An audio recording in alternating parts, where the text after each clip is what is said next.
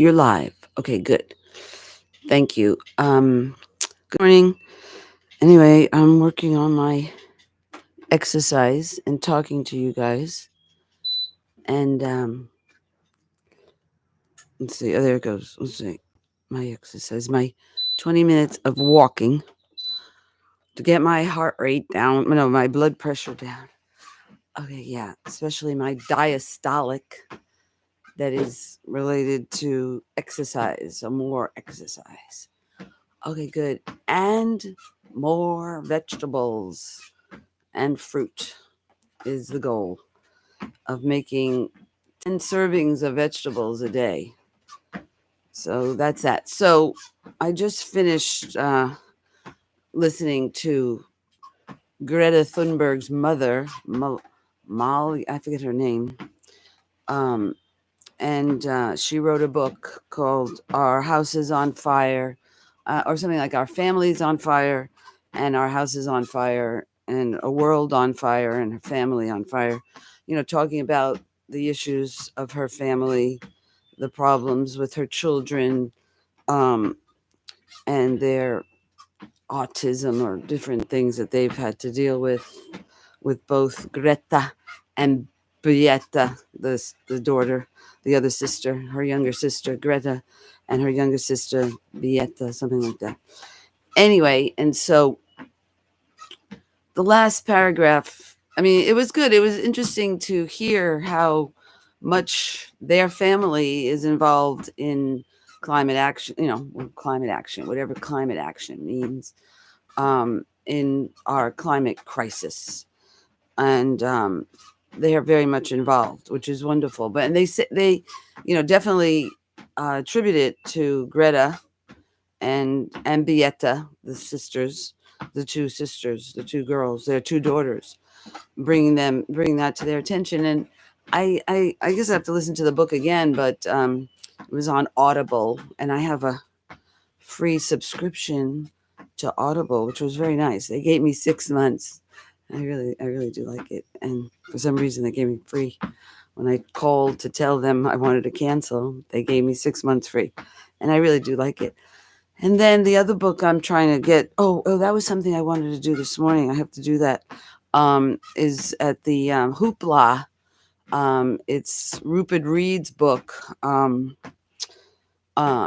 This civilization is finished, and they have it on Hoopla. It's not an audio book, but it's like only 82 pages or something.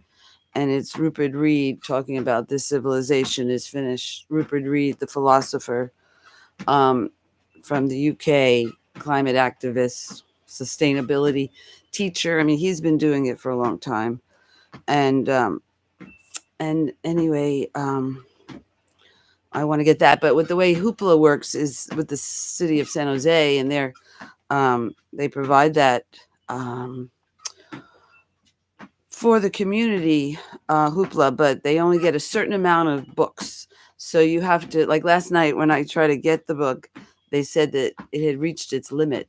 So I called the Martin Luther King Library, and they explained that they do get a limit. So you have to like try to order the book, the ebook, uh, early in the morning before their subscription, the cost that it costs.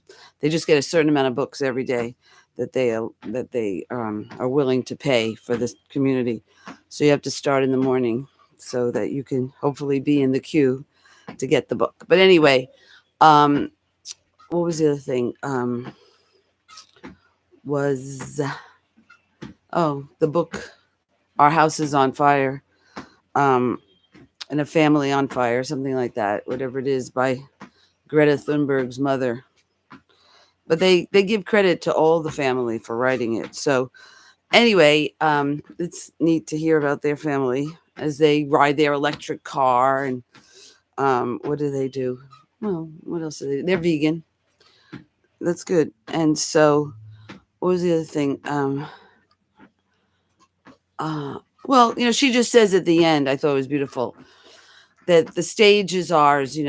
Get rid. She's an artist, opera singer, and she says, places everybody stay. We're going live, and basically that all of us need to take the stage to be addressing our issue of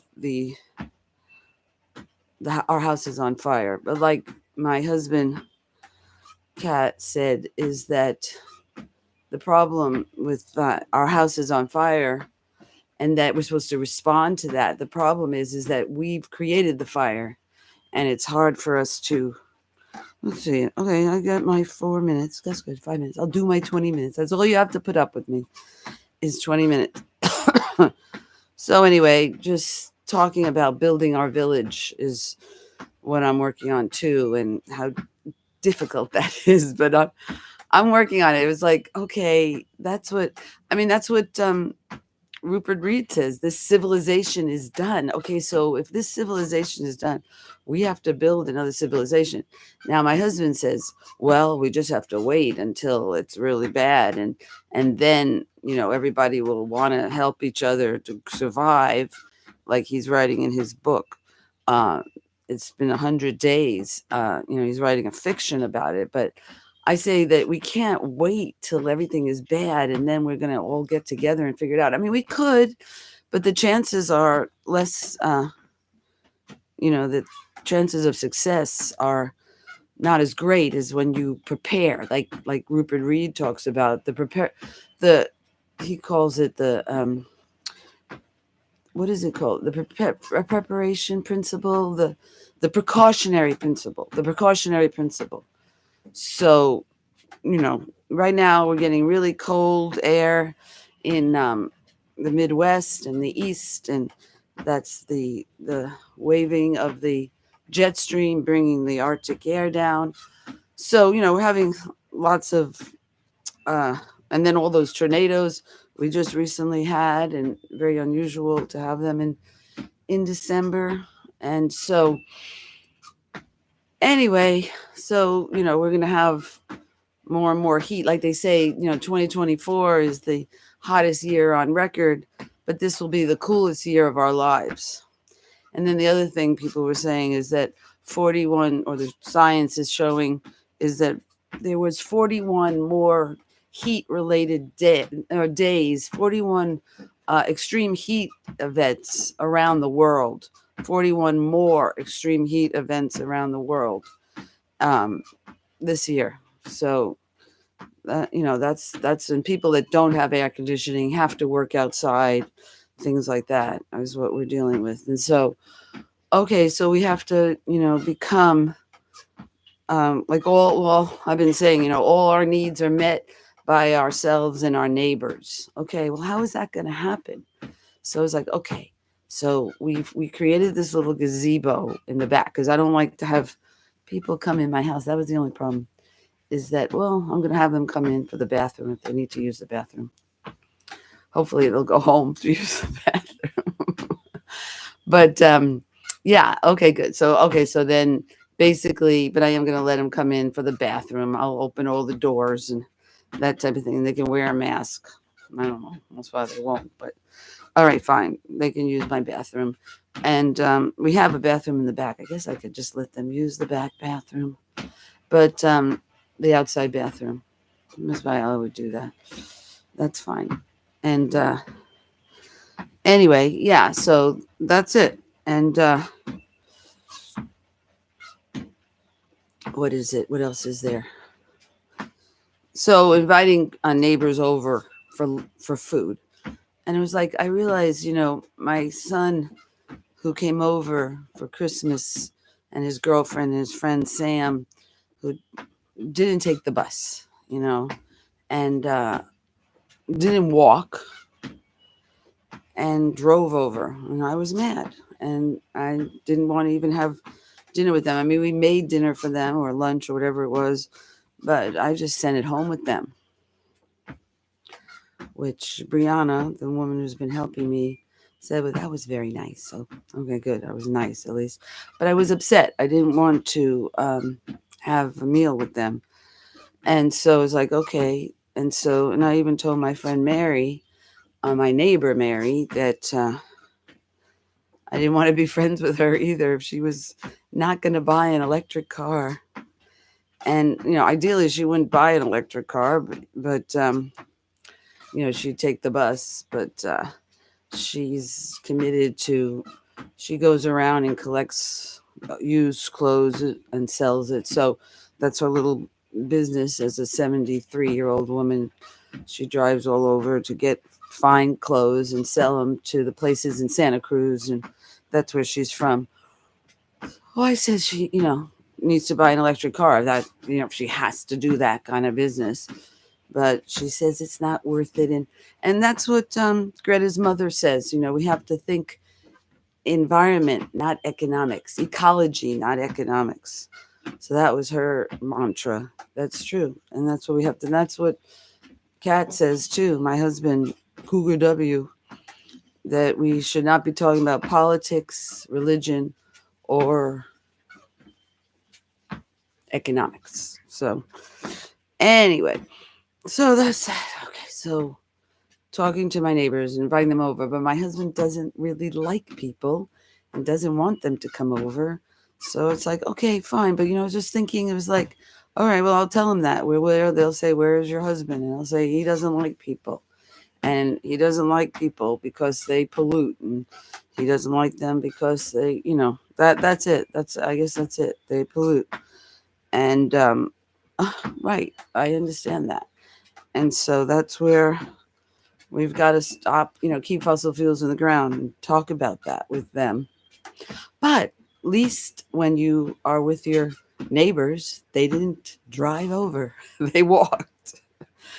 And that's a nice feeling. And it's like, they say we need to, like what everyone's doing today, New Year's Eve or Christmas and Thanksgiving, we have to fly back to our families or drive miles and miles to be with our loved ones. And it's like, well, we don't love those people who are, and I'm not going to drive to go see them. So, we have to create a community that's local. Now, then I thought, well, what about Mary? She was local. So I told her, but I don't want to spend any more energy on Mary because she's not listening to me about not burning fossil fuels. And it's the same thing is that, right. So, and now it's the same thing with my daughter, and I haven't heard from her, Sophia. And I guess I'm just saying to her that I don't. She's flying. She's flying to go see her her boyfriend's family. So that we got to stop that. So and she's not talking to me either. So okay, so then I don't have family.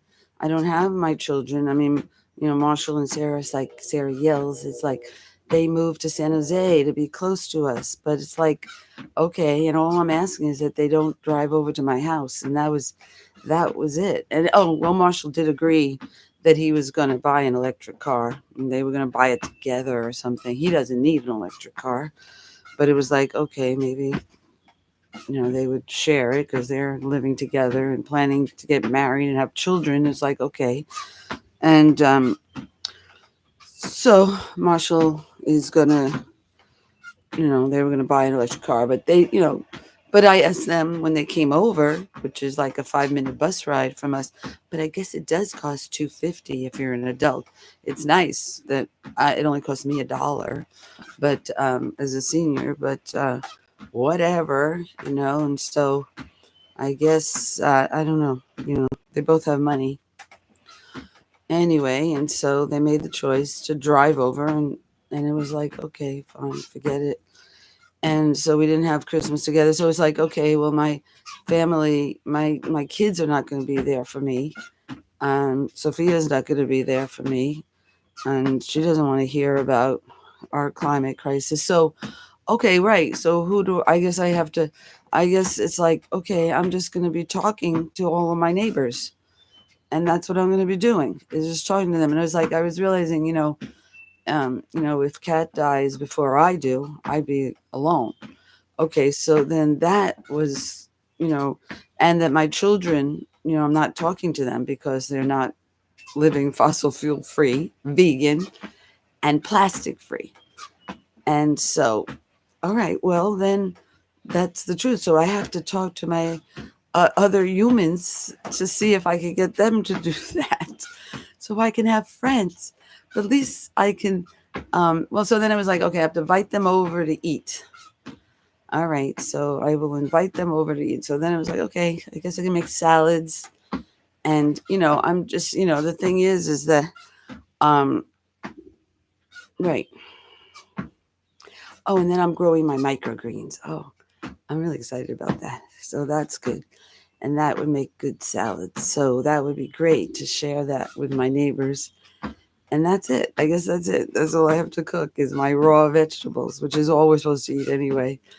And I can make a good salad dressing. Anyway, and so, Kat doesn't want to do that. That's fine. Anyway, and then I was like really going to also, Kat has a melanoma in situ, a very thin skin on his cheek that came out cancer. So he's going for surgery on January 7th. And I was looking up about diet for cancer, even for skin cancer. They say, yes, having a strong immunity that you get from eating lots of vegetables. And the same thing with my multiple sclerosis is that I need to eat lots of vegetables. So I'm just going to do that. I have to do that. And so, that was that. Anyway, so I have to make vegetables. And I realized I need to make it in the morning, a vegetable drink. So I'm going to do that after I get off of this. I will take my greens from my garden, which is I'm growing my fabulous plant, which is the tree collards. I've got to call Owry, see what's happening with her. Anyway, yeah, see what's happening with her. And so, my tree collars I got from Mallory's Middlebrook Gardens, and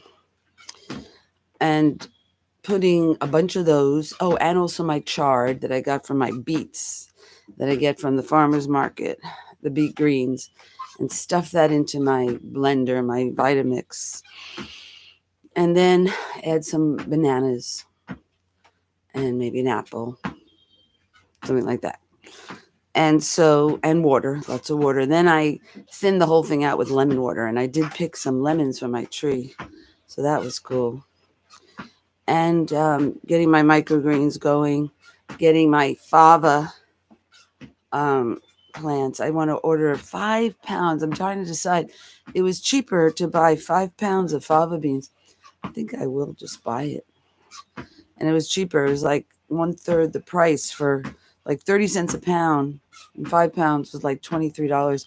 But I was thinking, well, why do I need to buy 5 pounds? Because once you plant them and then you let them go to seed, then you could collect the seeds, and I wouldn't need 5 pounds. But it is a convenience of not having to collect them and dry them and all that stuff.